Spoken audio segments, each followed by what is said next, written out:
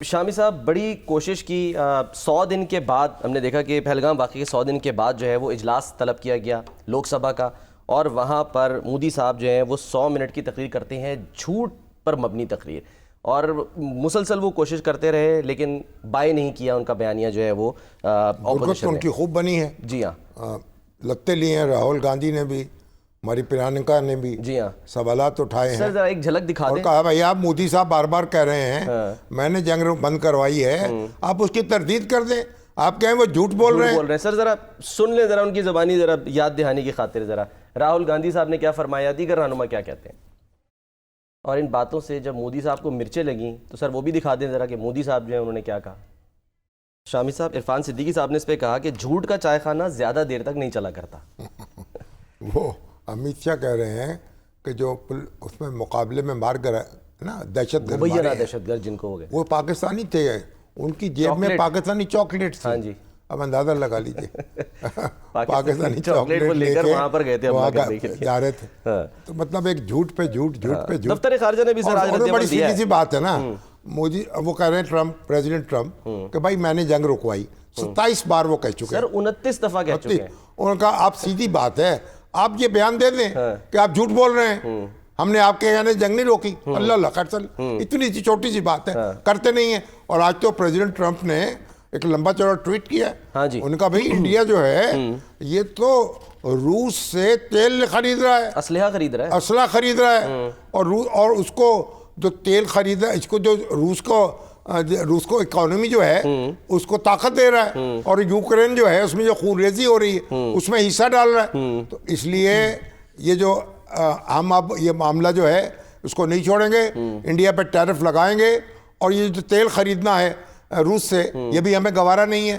तो 25%, जी हाँ 25% टैरिफ लगा दिया है, और मजीद कहा कि जुर्माना भी करेंगे। तो अब वो ट्रम्प जो है वो जाने और मोदी जाने। अब सर जो ये राहुल गांधी साहब हैं वो भी यही कह रहे थे कि अमेरिका से तिजारती मुआहदे की खातिर मोदी जो है वो ट्रम्प के पाक भारत जंग के बयानात पर खामोश हैं। तो फायदा क्या हुआ फिर ऐसी खामोशी का, अगर जुर्माना और टैरिफ लग गया? तो एक पाकिस्तान के हक में एक डिवाइन इंटरवेंशन है। अच्छा, और पाकिस्तान को अल्लाह ताला ने एक ऐसे एक कुमक फराहम की है, एक सपोर्ट दी है।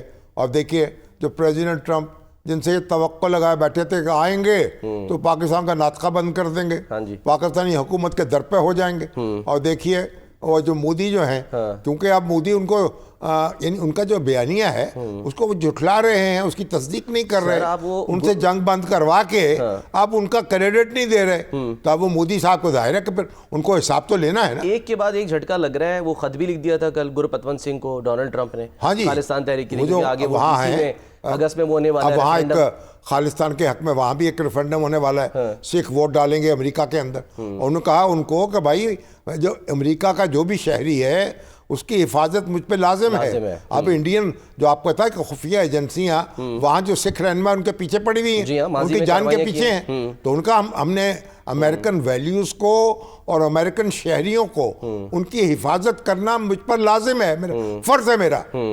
सर इन हालात में भारत ने फिर एक प्रलय मिसाइल का तजर्बा किया है, तो ये जंगी जुनून जो है रुकने का नाम नहीं ले रहा भारत का। वो कोई जजीरा है अब्दुल कलाम जजीरा, वहाँ पर उन्होंने इसका तजर्बा किया है। शॉर्ट रेंज का है मिसाइल, लेकिन यह है कि बहरहाल पैगाम क्या देना चाहता है वो कहते हैं उन्होंने कहा ऑपरेशन संदूर जारी है, गोया उनकी जंगी सरगर्मियाँ जो हैं उनमें कमी वाक़ई नहीं हो रही, और वो चाहते कोई ना कोई मुनासिब मौका तलाश कर रहे हैं कि भारत पाकिस्तान से फिर पंजा आजमाई करें।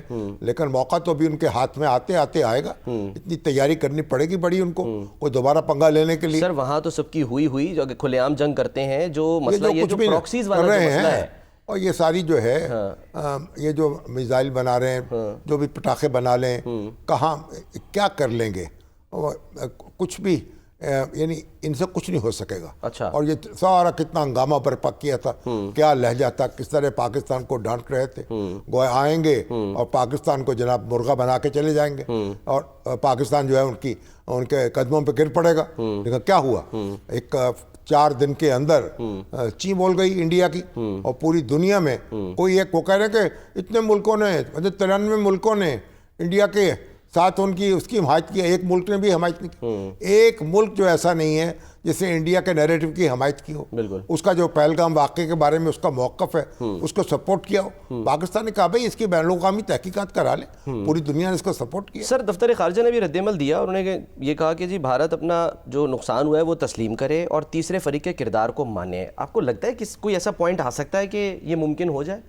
हो सकता है, क्योंकि अब भारत जो है उसके हाथ में तो कुछ नहीं आ रहा है ना, तो उसको कुछ ना कुछ तो करना पड़ेगा। और जब उसकी देखिए, हमने जो सिंतास मुआहिदा हुआ था वो वर्ल्ड बैंक की उस वसातत से हुआ था। उससे पहले रन कच्छ पे उस वक्त भी एक सालसी ट्रिब्यूनल बना था, तो एक सालसी ट्रिब्यूनल भी बन जाए तो क्या हार है? पाकिस्तान तो उसके लिए तैयार है। पाकिस्तान तो जब प्रेसिडेंट ट्रंप कहते हैं मैं सालिस बन जाऊं, तो पाकिस्तान ने तो उसकी भी तरदीद नहीं की और उन पर भी अदम एतमाद का इजहार नहीं किया। तो मसला हल करना हो तो फिर उसके 100 तरीके हैं। सही। और कोई भी तरीका जो है जब आप संजीदगी के साथ इख्तियार करेंगे तो पाकिस्तान उससे इनकार नहीं करेगा। शामी साहब, ये जो नेशनल वर्कशॉप बलूचिस्तान हुई जहाँ पे फील्ड मार्शल साहब आसिम मुनीर साहब ने जो है वो खिताब भी किया, उन्होंने वहाँ कहा कि शिकस्त खुर्दा भारत प्रॉक्सीज के ज़रिए हाइब्रिड जंग को फ़रोग़ दे रहा है और फितनाल हिंदुस्तान और फितनाल खवारिज हाइब्रिड वॉर के मोहरे हैं।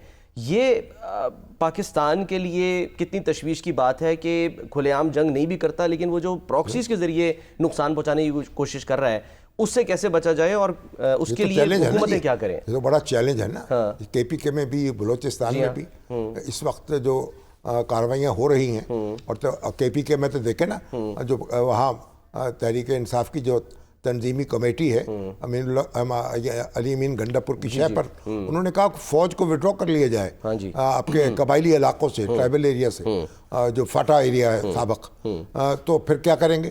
फिर पुलिस जो है पुलिस जो इनके पास जो काउंटर टेररिज्म फोर्स है उसके 537 आदमी है उसकी नफरी टोटल। वो कैसे मतलब वो मुकाबला करेंगे? वो वहाँ से अगर फौज वहाँ से विड्रॉ हो जाए तो फिर कौन उन इलाकों का खुदा हाफिज? फिर लोग किसके रहम करम पे छोड़ेंगे? तो इंतहाई मतलब एक अहमकाना और इंतहाई एक मैं समझता हूँ कि गैर जिम्मेदाराना वो करारदाद पास की गई है। और बलूचिस्तान में भी आप देखें, अब उस मुकाबला तो हमें करना है। तो अब जो फील्ड मार्शल कह रहे हैं, देखिए ये बात तो जो बार बार कह रहे हैं बात तो दुरुस्त है। अब मसला ये कि हमने इनकी सड़कों भी कैसे करनी है, अपने लोगों का एतमाद जो है, अपने लोगों के दिल कैसे जीतने हैं और इन जो दहशत गर्दों को पर जमीन तंग कैसे करनी है, इसके लिए हमें कोशिश करनी पड़ेगी और जान की बाजी लगानी पड़ेगी। तो हम लगा रहे हैं। अब ये बात हम दावे हम अपनी जगह है हमारे, वो भी अहम है, लोगों के हौसला भी बुलंद रखना है, लेकिन कुछ अमल से अमल के मैदान में भी जौहर दिखाने हैं। हुकूमतों को भी ऑन बोर्ड लेना होगा।